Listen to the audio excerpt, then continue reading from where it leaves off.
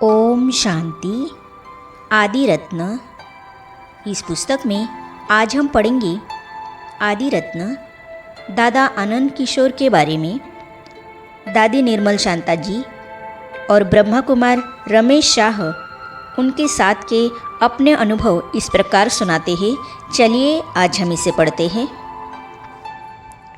दादा आनंद किशोर के बारे में दादी निर्मल शांता जी बताती है। दादा आनंद किशोर का बाबा के साथ घनिष्ठ संबंध था। भावी अनुसार व्यापार करने के लिए बाबा का कोलकाता जाना हुआ।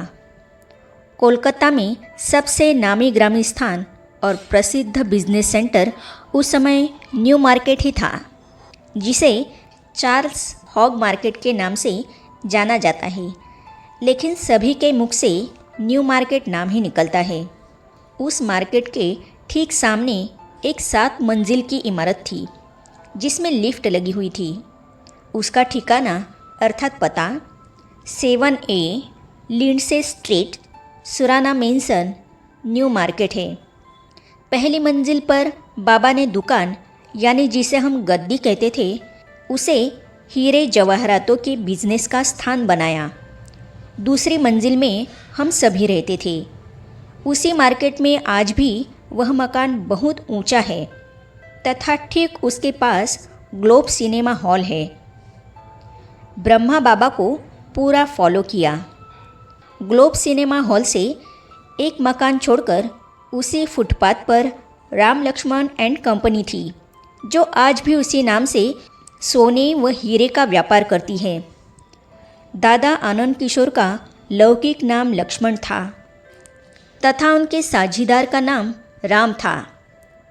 दोनों के नाम से यह राम लक्ष्मण एंड कंपनी थी। दादा आनंद किशोर ने भी ब्रह्मा बाबा का पूरा अनुसरण किया। जैसे बाबा सारा बिजनेस समेटकर कोलकाता से हैदराबाद अर्थात सिंध आए, उन्होंने भी ऐसा ही किया। बाबा ने अपना बिजनेस पार्टनर सेवकराम को दिया तथा दादा आनंद किशोर ने अपने पार्टनर राम को सारा बिजनेस दिया और अपने हिस्से का धन लेकर बाबा के पास चले आए। यज्ञ में समर्पित भाइयों में उस समय सबसे ज़्यादा पढ़ाई सिर्फ आनंद किशोर दादा की ही थी। अंग्रेज़ी में ज्ञान की सभी बातों को लिखना, अनुवाद करना, मुरली अंग्रेज़ी में लिखना, अंग्रेज़ी में देश विदेश में पत्र व्यवहार करना दादा आनंद किशोर का ही काम था। इसके अलावा बाबा के ऑफिस का कार्य कराची से लेकर मधुबन अर्थात माउंट आबू में अपने अंतिम समय तक संभाला, जिसे अभी निर्वैर भाई निमित्तबन संभाल रहे हैं। दादा आनंद किशोर जी के बारे में ब्रह्मा कुमार रमेश शाह मुंबई अपने अनुभव इस प्रकार सुनाते हैं। शिव बाबा के दैवी परिवार में अनेक भाई बहनें अनेक संबंधों से आए। जैसे दादा आनंद किशोर ब्रह्मा बाबा के पारिवारिक दामाद अर्थात बड़े भाई के दामाद थे। यज्ञ में वे पहले पढ़े लिखे ग्रेजुएट थे। शुरू का अंग्रेजी में ईश्वरीय साहित्य लिखने में उनका बहुत बड़ा योगदान रहा। जापान में भी विश्व धर्म सम्मेलन में दादी प्रकाशमणि तथा दादी रतन मोहिनी के साथ ब्रह्मा बाबा ने उन्हें भेजा। पूर्व एशिया के देशों जैसे हांगकांग, सिंगापुर, मलेशिया आदि में उन्होंने ईश्वरीय सेवाएं की और वहां से लौटने के बाद मुंबई में रहे। मेरा उनके साथ विशेष परिचय सन 1957 में हुआ। मेरी लौकिक माताजी की इच्छा थी कि हम ब्रह्मा बाबा और मातेश्वरी जी को मुंबई आने का निमंत्रण दें, और हमने हमारी माताजी को कहा कि भले आप निमंत्रण भेजो। ब्रह्मा बाबा ने माता का निमंत्रण स्वीकार नहीं किया और कहा कि बच्चा अर्थात रमेश अगर निमंत्रण देगा तो उसे स्वीकार कर मुंबई में आएंगे। मेरे लिए मीठी समस्या खड़ी हो गई कि मैं कैसे निमंत्रण भेजूं। सुंदर शब्दों में निमंत्रण पत्र लिखा।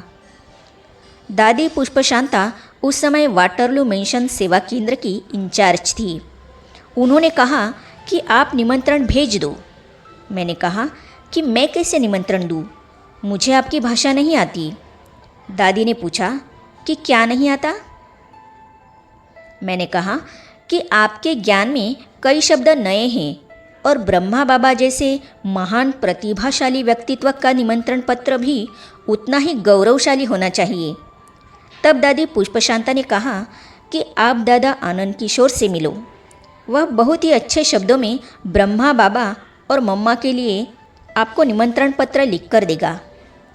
उन्होंने दादा आनंद किशोर से मेरा परिचय कराया और उन्होंने बहुत ही सुंदर शब्दों में ब्रह्मा बाबा और मम्मा की प्रतिभा के अनुरूप निमंत्रण पत्र लिखकर दिया और उसी निमंत्रण को पढ़कर ब्रह्मा बाबा ने फ़ौरन टेलीग्राम भेजा कि ब्रह्मा बाबा और मम्मा निमंत्रण को स्वीकार कर मुंबई आएंगे। तब मैंने दादा आनंद किशोर का दिल से धन्यवाद माना कि आपने बहुत सुंदर निमंत्रण पत्र लिखकर दिया। फलस्वरूप बाबा मम्मा 4 मास के लिए मुंबई आए।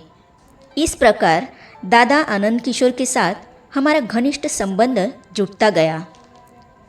जब प्रदर्शनी की चित्र बनाने का कार्य मुंबई में चल रहा था, तब भी दादा आनंद किशोर द्वारा हमें अच्छा मार्गदर्शन मिला।